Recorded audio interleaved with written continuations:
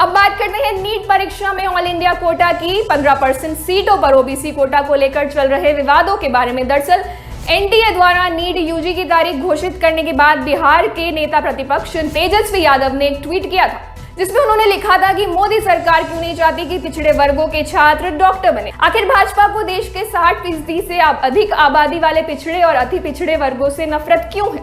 नीतीश कुमार जैसे बीजेपी के सहयोगी #नीट परीक्षा में पिछड़ों का आरक्षण खत्म करवाने पर क्यों तुले हैं? मोदी जी ओबीसी से घृणा क्यों? इस ट्वीट के बाद इस मामले में अन्य नेता भी साथ आए और साथ ही ओबीसी से जुड़े संगठन भी इस मुद्दे पर सरकार से सवाल पूछने लगे।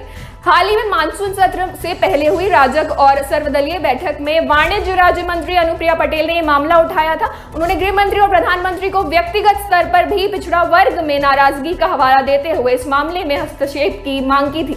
इसके बाद मंगलवार को राज्यसभा में भी लिखित रूप से इस मुद्दे को उठाया गया। दरअसल राज्यसभा में भाजपा सांसद सुशील मोदी ने भी नीट में ओबीसी कोटा बहाली की मांग की।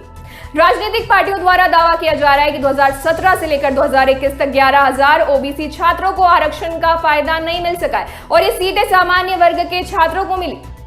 अब राजनीतिक मोड़ से हटकर अगर परीक्षा की ओर बढ़े तो इसे समझने के लिए आपको थोड़ा पीछे ले चलते हैं। देश के सभी राज्यों के मेडिकल संस्थान में साल 1984 में सुप्रीम कोर्ट के निर्देश पर ऑल इंडिया कोटा यानी कि AIQ लागू किया गया।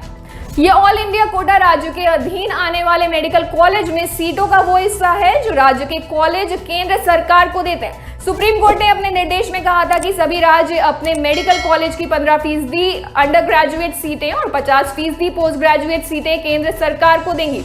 केंद्र सरकार के हिस्से में आने वाली इन सीटों को ऑल इंडिया कोटा का नाम दिया गया। इन सीटों पर देश के किसी भी राज्य के छात्र दाखिला ले सकते हैं। ऐसा इसलिए किया गया क्योंकि ज्यादातर राज्य के कॉलेज में स्थानीय छात्रों को तरजीह दी जाती है।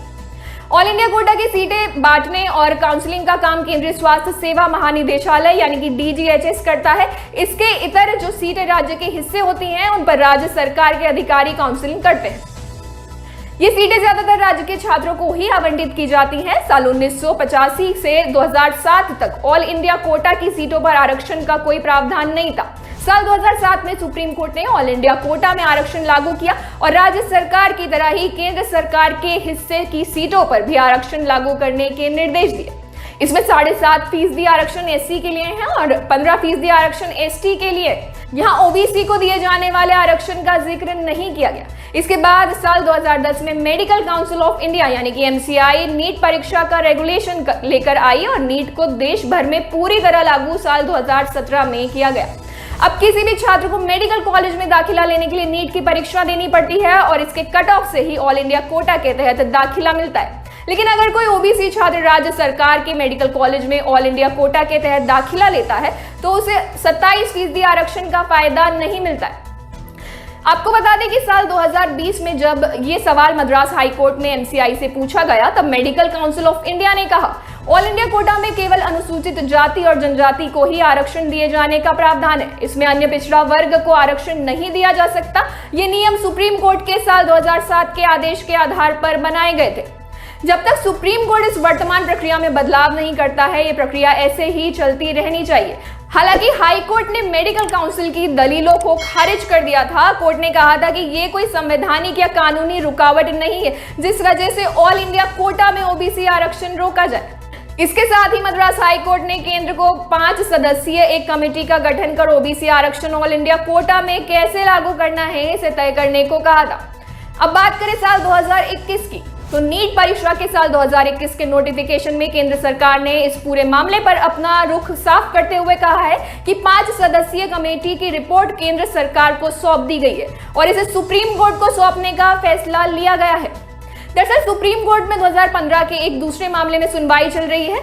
ये मामला सलोनी कुमारी बनाम केंद्रीय स्वास्थ्य सेवा महानिदेशालय का है जिसमें ऑल इंडिया कोटा में ओबीसी आरक्षण न मिलने को लेकर ही सवाल उठाया गया। केंद्र सरकार का मानना है कि इस वजह से ऑल इंडिया कोटा में ओबीसी आरक्षण पर कोई निर्णय तब तक नहीं लिया जा सकता जब तक सलोनी कुमारी केस में सुप्रीम कोर्ट का फैसला न आ जाए। दरअसल ये कहना कि नीट परीक्षा में ओबीसी को मिलने वाला आरक्षण खत्म किया गया है पूरी तरह सही नहीं है। ये पूरा विवाद सिर्फ ऑल इंडिया कोटा से जुड़ा हुआ है और ये विवाद इसलिए है क्योंकि इससे जुड़ा एक मामला सुप्रीम कोर्ट में पेंडिंग है और केंद्र सरकार को कोर्ट के फैसले का इंतजार है। अगर आपको ये कार्यक्रम पसंद आया हो या इससे आपकी या किसी और की सहायता होती है तो इसे लाइक और शेयर करें। साथ ही शिक्षा और रोजगार की खबरों से अवगत रहने के लिए हमारे चैनल को सब्सक्राइब जरूर करें। धन्यवाद।